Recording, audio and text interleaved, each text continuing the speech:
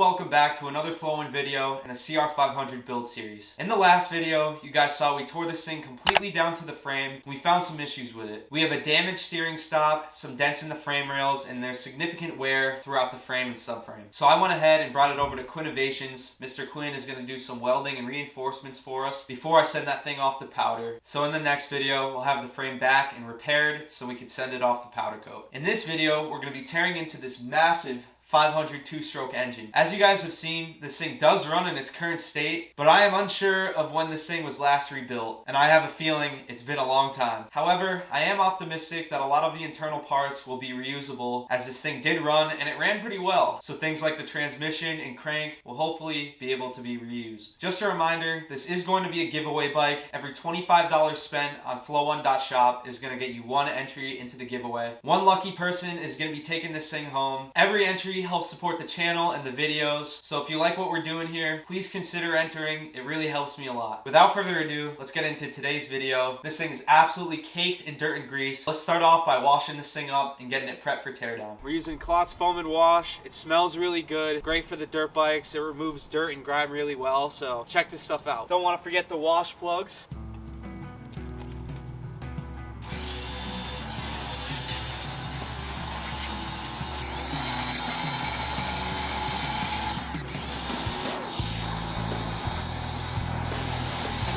So our little exhaust wash plug hack worked pretty good. This thing is cleaned up as good as it can be. We got most of the dirt and grease off it, but let's start taking this thing apart. Probably a good idea to start by draining this oil.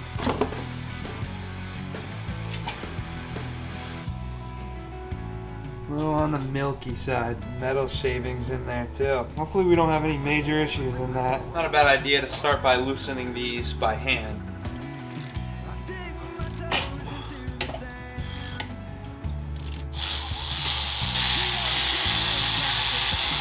See what we got under here. A couple taps.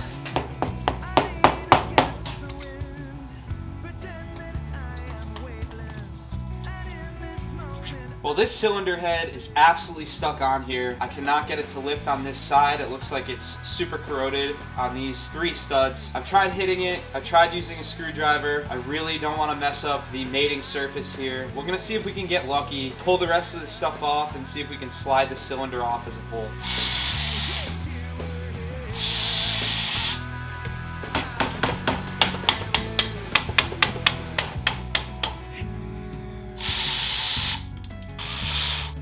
I have a feeling this thing is not coming off easy. We have no movement.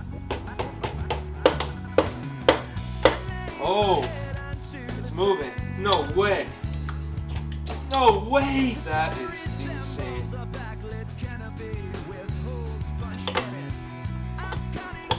Would you look at that? The 500 cylinder's off, and we skipped taking the head off. We gotta get this off now. But look at the size of this piston. Oh my gosh. It might be OEM, but I'm not sure. I don't see any aftermarket branding on it, but it doesn't look like it's in horrible condition. The cylinder looks to be in decent condition as well. There is some wear in here, a little bit rusty, but I don't see any chips or dings at first glance. We might have to slightly overbore it to fit a fresh piston in there. I've seen a lot of guys do that when there's just too much wear to throw the stock one in, and these are a steel bore, so they don't get replated. We'll have to take a deeper look at the cylinder when we finish getting this engine apart, but let's get the kicker out of the way next. Very lightly tap this thing off.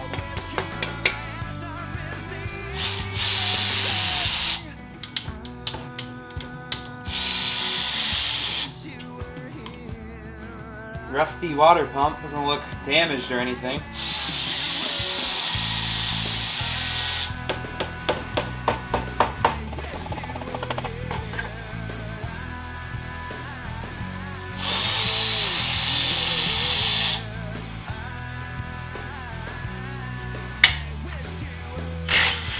No problem. Slight grooving, might want to replace this one. Now I just want to pause right here as we've got the entire right side case taken apart. Now is a great time to take a picture of your engine so you can see the orientation of the gears and how everything goes together when you go to rebuild it. This makes the rebuild process a lot easier when you have a picture from when you took it apart, especially on these older engines with limited information out there.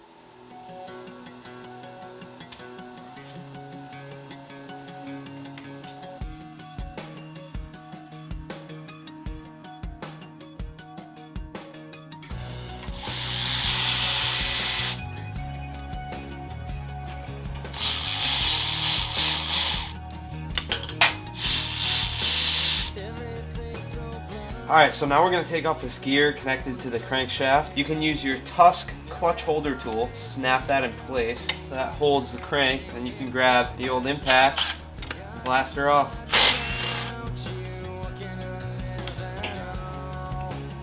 The big 500 piston thing is huge, basically like a car piston.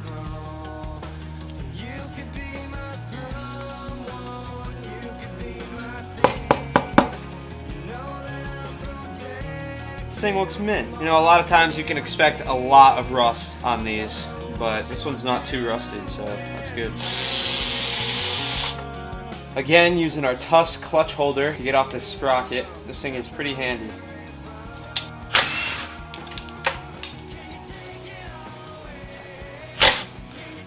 To get this flywheel off, we're going to be using the Tusk M27 flywheel puller. This specific puller with the 27mm threads will fit most models, and this is a reverse thread, so you want to twist it on backwards, kind of snug this part up. And then we got a 17mm. You can use an impact gun for this. So you hold the crank and tighten. It should pop right off. Good idea to take a picture inside there as well. It is crusty in here. Got a bunch of gunk in there, huh? The last guy that was in here used a lot of gasket maker. I don't think that's typical. Got the Woodruff key here. Attempt to pop this out. Don't want to lose this piece.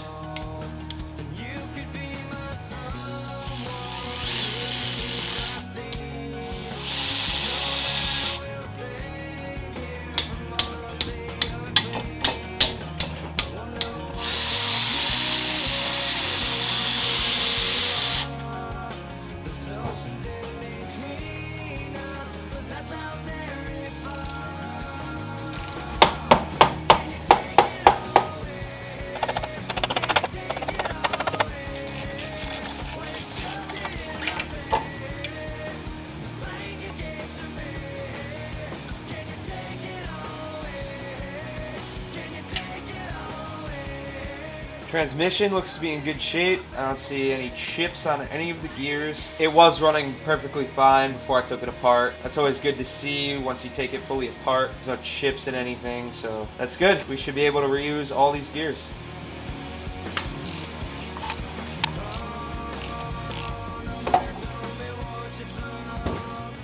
Crank is out. So this countershaft bushing is being extremely stubborn. I cannot get it off. It's seized on there. I sprayed it with some PB. We're gonna hit it with some heat and see if we can make this thing move.